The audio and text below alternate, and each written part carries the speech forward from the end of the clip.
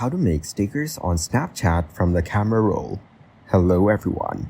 In this video, I will show you how to make stickers on Snapchat from the camera roll.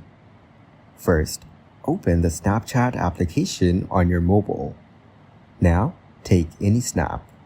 You can take a picture or choose one from your camera roll. Then tap on the scissors icon on the right side of the screen. Now use your finger to draw around the object you want to turn into a sticker. Try to outline it as neatly as possible. Once done, Snapchat will automatically save your new sticker. You can move it around and place it anywhere on your snap. Then go back to Memories and select any image from your camera roll. Now tap on the three dots in the top right corner and select Edit Snap. Next, tap on the stickers icon again and draw around the object you want to make into a sticker. After that, the sticker will be saved in your sticker collection, and you can use it anytime in future snaps. Finally, you can save your edited snap or send it to your friends.